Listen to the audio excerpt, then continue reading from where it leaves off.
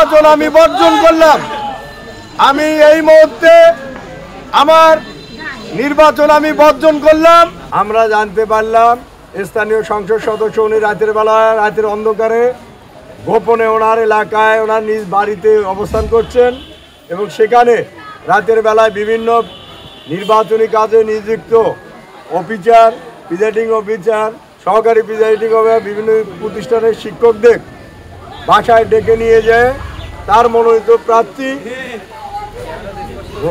Motorcycle মার্কা প্রতীককে বিজয় করার জন্য উনি নির্দেশনা দিয়েছেন। শুধু তাই নয়, উনি বিভিন্নভাবে হুমকি দামকি করেছেন। আমি সঙ্গে সঙ্গে গভীর রাতে রিটার্নিং কর্মকর্তা ডিসি সাহেব, এসপি সাহেবকে অবহিত করেছি যে উনি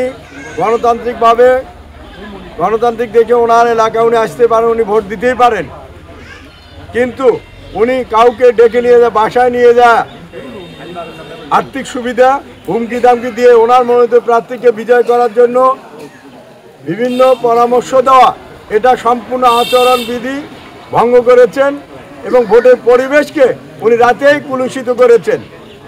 তারপরে আমার বিশ্বাস ছিল ভোট সুষ্ঠুভাবে হবে, কিন্তু সকাল থেকে ভোট যখন সুষ্ঠুভাবে হচ্ছিল তখন 9টার ভিতরে চর এলাকায় 34 থেকে 60 নম্বর 34 নম্বর ভোট কেন্দ্রতে 60 নম্বর ভোট কেন্দ্রে ওই দুর্গম চর এলাকায় তারা ভোট আমার এজেন্টদের হামকি দামকি দিয়ে বের করে দিয়ে তারা জাল ভোট থেকে শুরু করে ভোট কেন্দ্র দখল করে তারা অবৈধভাবে ভোট মেরেছে। বিভিন্নভাবে আমার যারা এজেন্ট আছে তাদের উপরে মারধর করেছে এবং এরেন্ডাবাড়ি, ফুলছড়ি, ফজলুপুর 3 ইউনিয়নের বর্তমান চেয়ারম্যান এবং সাবেক চেয়ারম্যান ওনাদের উপস্থিতি থেকে ওনাদের ইউপি মেম্বারদের সাথে নিয়ে তারা ন্যাক্কারজনকভাবে এই ভোট কারচুপি করেছেন।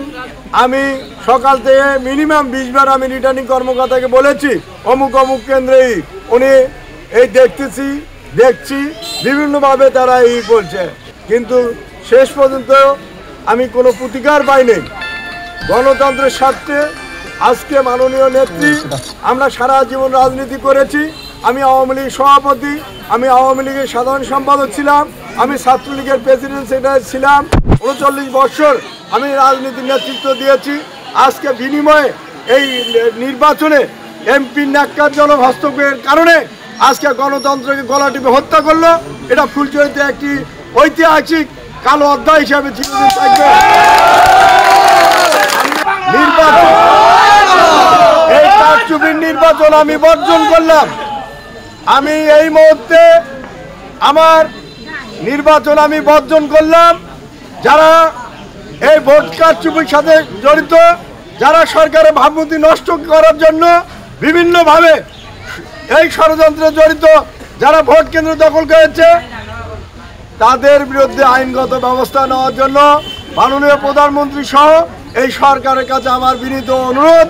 আমি তাদের কাছে বিচার প্রার্থী, আমি ন্যায় বিচার চাই। এখানে ন্যায় বিচার পেলে সুষ্ঠু নিরপেক্ষ স্বচ্ছ ভোট হলে আমি 80% ভোট পেয়ে আমার প্রতিদ্বন্দ্বিতে বেশি পেয়ে আমি নির্বাচিত হতাম। মানুষের মুখে মুখে এখনো আমার মার্কা, মানুষের মুখে মুখে এই চর এলাকা ছাড়া এই এলাকা আপনারা যেখানে যাবেন 80% ভোট আমার পড়তেছে। কিন্তু দুর্ভাগ্য, চর এলাকায় একটি ভোট কেন্দ্রে যদি 3000 ভোট মেরে থাকে, একটি ইউনিয়নে 3000 ভোট কাস্ট হবে না। যে আবহাওয়ার কারণে, পরিবেশের কারণে, লোকজনের অনুপস্থিতির কারণে আজকে আমার সন্দেহ যে এই ভোট কারচুপির কাছে আমি টিকতে পারবো না। বিধায় আমি আমার ভোট আমি বর্জন করলাম। আপনাদের মাধ্যমে আমি ন্যায় বিচার প্রত্যাশী। আপনারা আশা করি আমার কথাগুলো আপনাদের মিডিয়ার মাধ্যমে গণতন্ত্রের স্বার্থে মাননীয় প্রধানমন্ত্রীর এই যে সঠিক পদক্ষেপ নিয়েছিলেন, উনি আওয়ামী লীগের প্রতীককে বিসর্জন দিয়ে আমাদের গণতন্ত্র রক্ষার জন্য মাঠে নামিয়েছিলেন। সেই গণতন্ত্র যারা হরণ করলো তাদের বিরুদ্ধে আপনাদের মাধ্যমে আমি বিচার চাই। এই আশাবাদ ব্যক্ত করে আমি আমার বক্তব্য শেষ করছি। আল্লাহ হাফেজ। জয় বাংলা, জয় বঙ্গবন্ধু।